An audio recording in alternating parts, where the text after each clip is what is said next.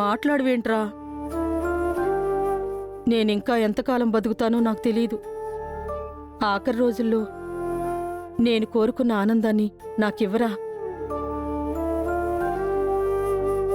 పల్లవికి దూరంగా ఉండడం నా వల్ల కావట్లేదురా.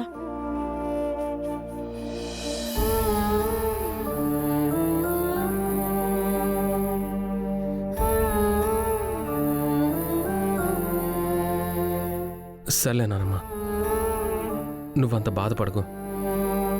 నువ్వు హ్యాపీగా ఉండడమే నాకు కావాలి.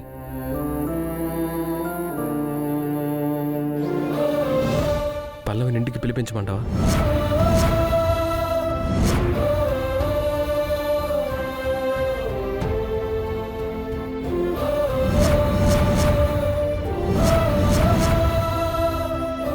అన్నయ్య, ఇప్పుడు నువ్వేమన్నావు? అదేరా, నానమ్మ కోసం పల్లవిని ఇంటికి పిలిపించమంటారా అని. ఏం మాట్లాడుతున్నావురా? దాన్ని మళ్ళీ ఇంటికి తీసుకొస్తావా? ఒక్క నిమిషం ఆగు మమ్మీ. నానమ్మ బాధపడుతుంది కదా. ఒక విధంగా నీకంటే నాకు నానమ్మే ఎక్కువ.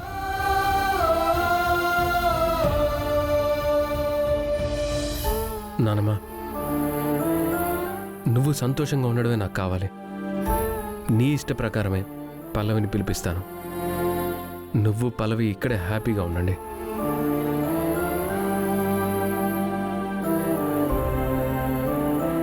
నేను మమ్మీ వెళ్ళిపోతాం.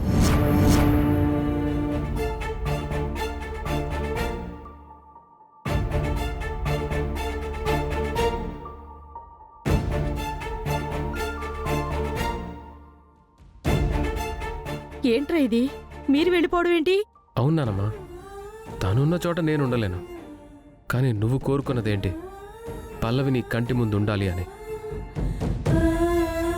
తనని నీ కంటి ముందుకు తీసుకొస్తాను. కానీ మేం మాత్రం నీ నుంచి వెళ్ళిపోతాం అంటున్నా.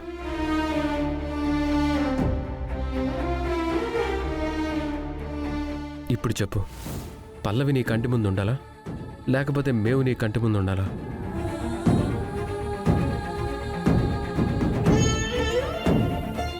బాగా ఆలోచించుకొని చెప్పునానమ్మా. నువ్వేం చేయమంటే అది చేస్తాను.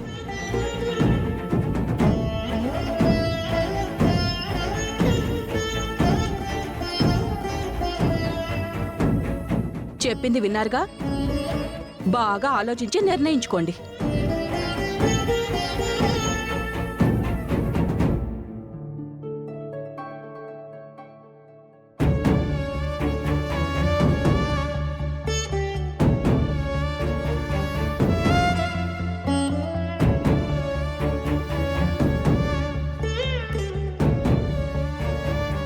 ఏదో నీ తాపత్రయం తప్ప వాళ్ళు మారరు నానమ్మా.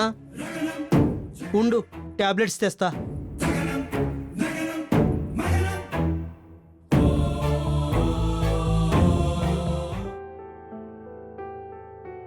అమ్మా, బాధపడకమ్మా. అన్నీ అవే సర్దుకుంటాయి. నువ్వు కాస్త ప్రశాంతంగా ఉండు.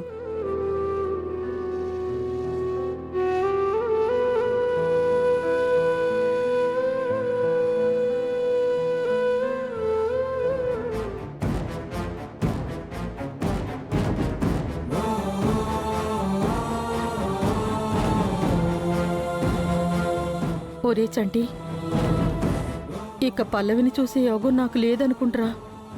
కనీసం దాంతో మాట్లాడించరా. సరే నానమ్మా.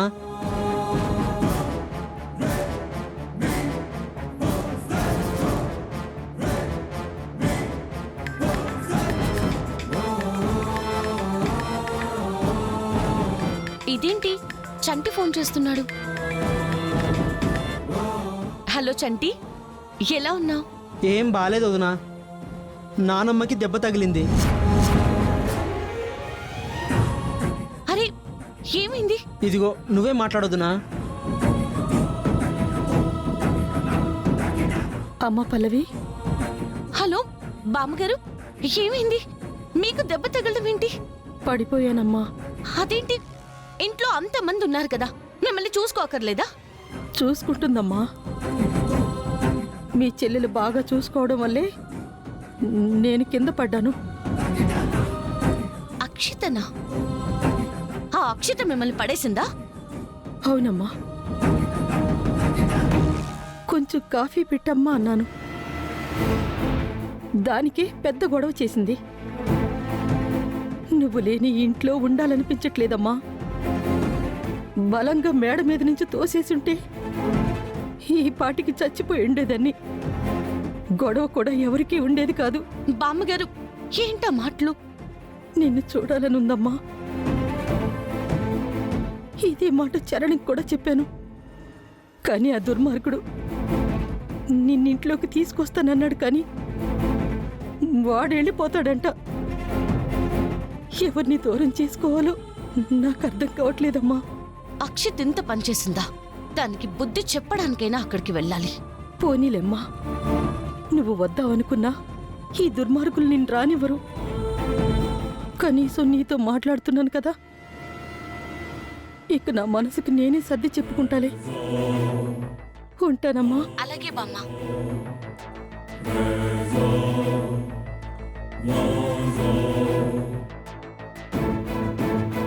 బామ్మగారు చాలా బాధపడుతున్నారు. కనీసం ఆవిడ్ని ఓదార్చడానికైనా నేనక్కడికి వెళ్ళాలి.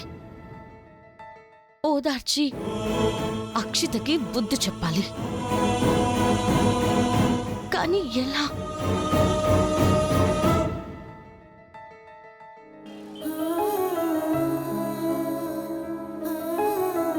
నానమ్మ, ఇదిగో జ్యూస్ తీసుకో. నాకేం అవసరం లేదు. ఇదిగో, నీ కోపం ఉంటే నన్ను దెబ్బ కొట్టు, అంతేగాని జ్యూస్ తీసుకోను అనుకో. అసలే నీరసంగా ఉన్నావు. తీసుకోనానమ్మా, చాలా ప్రేమగా చేసి తీసుకొచ్చాడు కదా. అవునరా, చాలా ప్రేమగానే చేసుకొని తీసుకొచ్చాను. అంత ప్రేమున్నోడివైతే నానమ్మ చెప్పింది వినొచ్చు కదా. చూడు నానమ్మ, నీకు పల్లవిని చూడాలి, పల్లవితో మాట్లాడాలని అనిపిస్తే వీడియో కాల్ చేసి మాట్లాడు.